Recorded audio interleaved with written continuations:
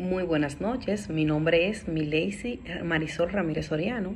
Voy a estar haciendo mi aporte de lo que fue el grupo número 4, donde se habló de lo que son las corrientes filosóficas y contemporáneas de la filosofía.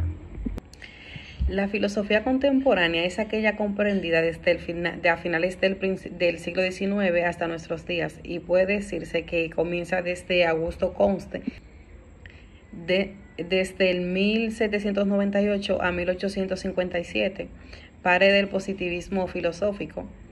Otras corrientes destacadas en esta etapa serían el marxismo, el vitalismo, la fenomenología o el existencialismo. En esta lección de un profesor hablaremos de las principales corrientes de la filosofía contemporánea. El positivismo es una de las corrientes filosofía contemporánea. Entre finales del siglo XIX y principios del siglo XX se desarrolló la corriente del positivismo lógico, también conocido como el budismo lógico o neopositivismo. Este fue un movimiento que tuvo un gran impacto en la filosofía. Este movimiento se basó en la lógica y en la ciencia empírica, buscando eliminar la metafísica y las afirmaciones no verificables.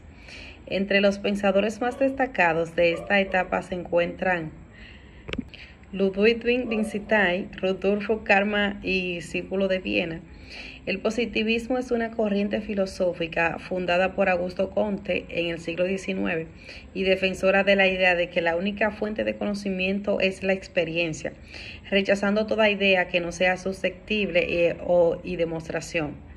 Al positivismo francés de Francis Comte, la filosofía Comte está condicionada por tres acontecimientos históricos: el saber, la Revolución Francesa, el nacimiento del socialismo utópico francés y el apogeo de la ciencia. Todo esto marcará una filosofía caracterizada por el compromiso social y un compromiso social de un pensamiento científico. El propósito de la filosofía de Comte es de transformar la sociedad, algo que para el pensador solo se consigue a partir de un cambio de ideas.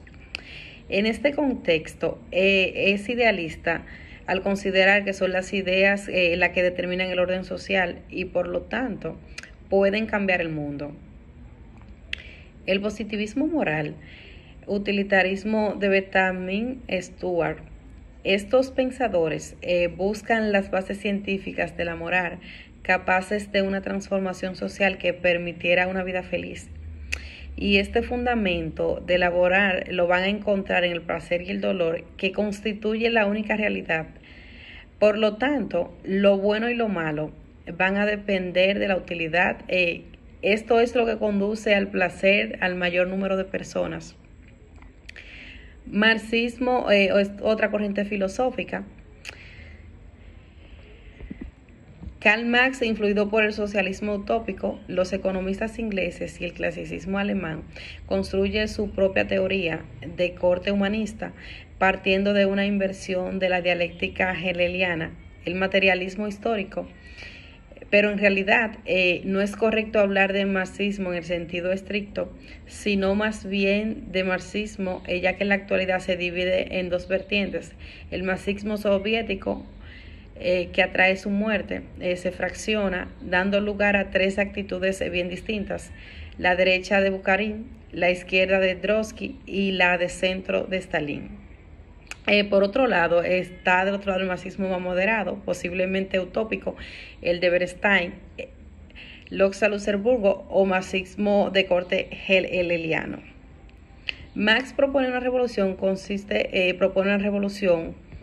que consiga la transformación del Estado, la eliminación de las clases y de las clases y las propiedades privadas para culminarlas con la suspensión del Estado, que si bien fracasó, supone la conquista de algunos de los derechos sociales que hoy casi hemos perdido: jornadas laborales más cortas, seguros, jubilaciones, derecho a la sanidad o a la educación. Existencialismo, otra de las corrientes de la filosofía contemporánea. Para concluir con esta lección de las principales corrientes de la filosofía contemporánea, ahora del existencialismo, aunque posiblemente no lo hubiera querido así, la obra del autor se circunscribe dentro de la corriente. El autor de Sed y Tiempo pretende en esta obra construir una ontología que permita construir el sentido del ser, pero para ello, antes de analizar aquel que se plantee a la pregunta, él entra en sus obras posteriores, sus pensamientos cambian de dirección para centrarse únicamente en el ser como autorrevelación.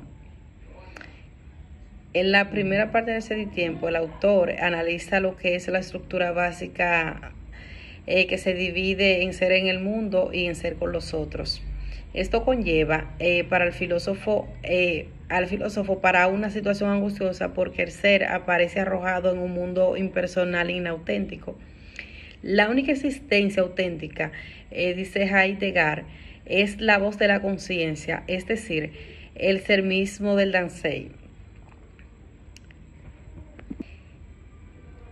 Es hasta aquí mi aporte, espero que le haya gustado. Muchísimas gracias.